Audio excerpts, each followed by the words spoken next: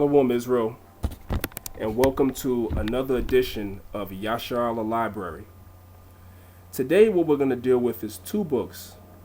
One book is called The Rise of Russia, and the second book we're going to deal with is a book called The Annunciation Cathedrall of the Moscow Kremlin.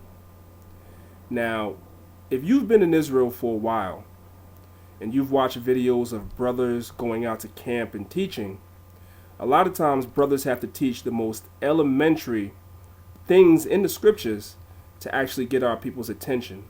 Our people for the longest have been taught that the Bible is a white man's book. When they think about Christ and all the apostles and the prophets and the kings of Israel and the people of the Bible in general, the first thing that pops into the majority of our people's mind is those Renaissance images that they've seen their whole lives, such as the white image of Christ painted by Michelangelo. So if you watch these camp videos, you'll notice that a lot of times brothers, in order to prove that Yahushua, Jesus Christ, was a black man, they'll do two things. They'll either reference a picture that a talented brother in Israel might have drawn depicting the description of Yahushua that we find in the book of Revelations, the 1st chapter and the 14th verse, while other camps will reference the Russian icons. They'll actually download images from Google or other sites and put them out, on a board so that people can see that we knew even back 500 years ago that the apostles of the Bible, the prophets, the kings, so forth and so on, were black. But have you ever wondered why it is that all the icons in Russia that you see are black? Have you ever wondered why? Well, the answer to that question is very simple. The reason why the icons of Russia are black is because black people were ruling Russia during the time that these icons were painted. If you were to go to Russia, some of the main sites in Russia that you would go to would be the cathedrals. The cathedrals are some of the main prime tourist attractions in Russia, as well as the museums. And when you go into these different cathedrals, you'll notice that most of the icons on the wall are black. Now, we'll be particularly dealing with two cathedrals, two very famous cathedrals in Russia. One is called the Cathedral of the Annunciation, and the other cathedral is called the Cathedral of St. Basil. Now, I'm showing you on your screen a picture of St. Basil the Great, also known as Basil the Fool. And you can clearly see he has an afro, he has a long beard, and he's dark-skinned. Well, there's a cathedral in Russia that was built in commemoration of this black man, this Israelite man, this brown-skinned man. It was built in his commemoration, and it was built by a black Russian czar. Now, why is that important? The reason why that is important is because at the same time that the Cathedral of St. Basil and the Cathedral of Annunciation were being built in Russia, which is Western Europe going into Asia, Eastern Europe going into Asia, what did you have going on in Western Europe at that same time? At that same time, you had the Renaissance going on in Western Europe, where all the iconoclasm or the destruction of the black art was taking place. So while that was taking place, these Russian czars were building cathedrals in Russia and painting black icons at the very same time.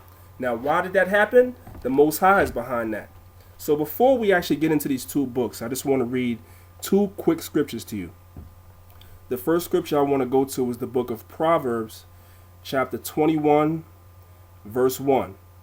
It says, "The king's heart is in the hands of the Most High." The heart is referring to his mind. The king's mind is in the hands of the Most High. As the rivers of water, he turneth it whithersoever he will. So the Most High causes the king to do his bidding. Whatever the Most High wants that king to do, the Most High has that king do. Another scripture we're going to go to is one chapter before, Proverbs chapter 20, verse 24. "Man's goings are of the Lord. How can a man then understand his own way?" So those two scriptures are a little bit of an insight to have you understand why the Most High had these guys paint, or I should say build these cathedrals and have these black icons painted. The reason was because in Western Europe, our image, the image of the real Israelites, the real Jews, the real Christians, was being destroyed. But at the same time, blacks were still ruling in Eastern Europe. So the Most High had these icons survive even up to today. And that's why brothers are able to use these icons out on the street as part of our proof that we know that the real Jews, the real Christians are black. And also, let me add one last thing to this before we actually get into these books. The Russian icons predate Renaissance art. You can find the Russian icons from the 1000s, the 900s, the 1100s, which is all pre-Renaissance, that are dark. But you'll be hard-pressed to find a white or red, I should say, image of Yahushua, Jesus Christ, the angels, so forth and so on, that predates the Renaissance. That's the importance of these icons. Not that these icons are an actual depiction of Yahushua or the prophets. That's not what they are. But what they are is they're a reminder of what we already know that the scriptures already say. And they help our people break through that barrier of having that Renaissance Edomite white image out their heads, and they can see themselves as being the Israelites, which is very important, and then they can move on to the weightier matters of the scriptures. Now we're going to go to this book called The Rise of Russia. And this book is by Time Life Publications, which is a very, very prestigious publication. It's part of a larger series of books that include another very popular book called Imperial Rome. But we're going to stick with this particular book called The Rise of Russia, and we're going to go to page 128. And I want you to focus on the guy in the middle of your screen. We're going to read the caption that's underlined underneath the picture, and then we're going to examine the picture. It says, "A feeble-minded Tsar, Fedor, inherited the unrest stirred up by his father, Ivan the Terrible." Now take a good look at this picture. The first thing anybody with two eyes can see, or even one eye for that matter, is that the guy in the picture is dark-skinned. The second thing that you can see clearly is that the guy in the picture has woolly hair. This is a so-called Negro, a so-called black man, an Israelite that was ruling Russia from the year 1584 to the year 1598. And during that time, many Russian icons were painted. Why do you think a lot of the icons that were painted during that time was dark-skinned? Why? Because dark-skinned people were ruling Russia. Just like I said, you have a lot of simple-minded Edomites, so-called white people, that are just as simple as our people, Israelites, so-called blacks and Hispanics. And they come on the comment boards and they tell us that we're out of our minds for saying that blacks rule Russia during the Dark Ages. Well, guess what?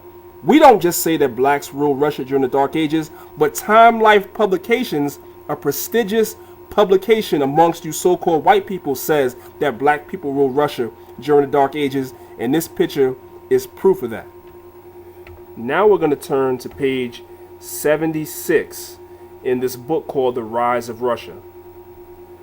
Now the statue that you're looking at is a statue of the Russian Tsar Ivan the Terrible.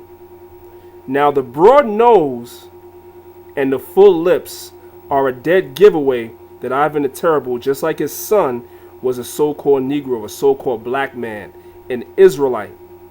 And he ruled from the year 1547 to the year 1584.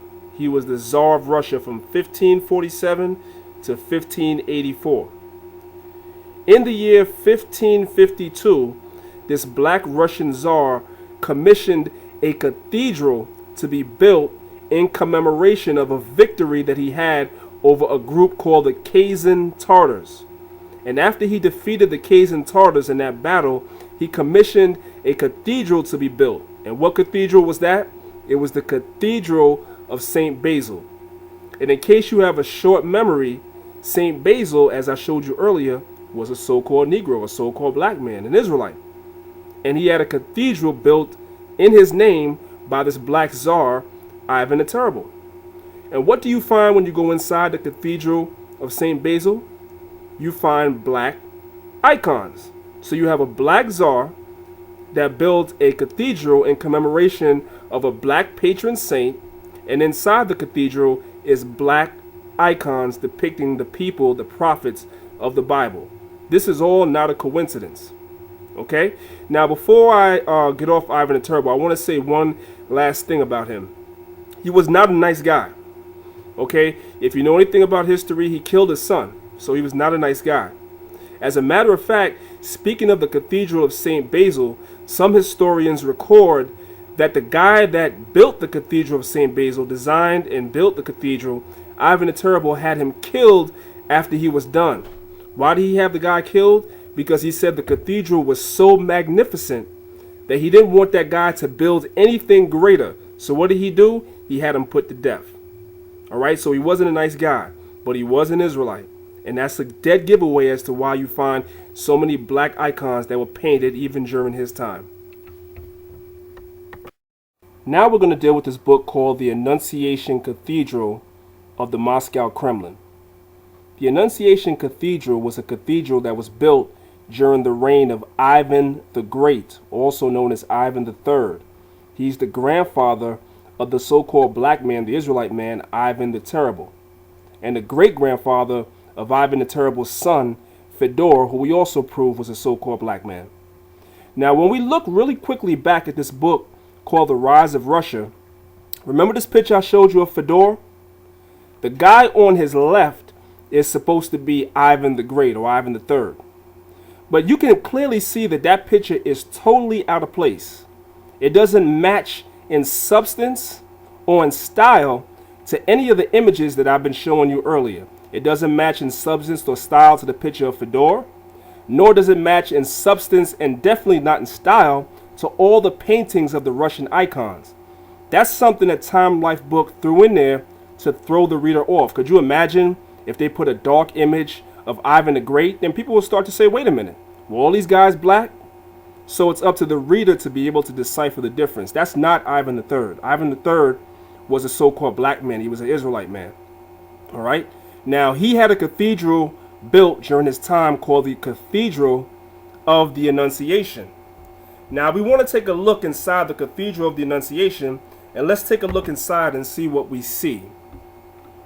Now, when you go and look at figure 154, that's the prophet Aaron, the brother of Moses. Clearly, a so-called black man, an Israelite man. All right. Now let's take a look at another image. This is figure number 209. And this is the prophet Daniel. Now, for those of you that don't remember, when you read the book of Daniel's chapter 10, verses 5 and 6, the book of Daniel describes Christ, Yahushua, as being dark-skinned. Now we find a Russian icon of the prophet Daniel himself being dark-skinned. By the way, when you read the book of Daniel, the first chapter, it tells you that Daniel was from the tribe of Judah, pursuant to Jeremiah 14 and 2 that says Judah is what? Black unto the ground. So this image is accurate. All right. Now let's take a look at figure number 157. That's Gideon. Okay. Now we're going to take a look at figure number 162. This is Joshua. Okay. Clearly a Jake. Clearly with an afro, dark skin, everything. All right. Moving on.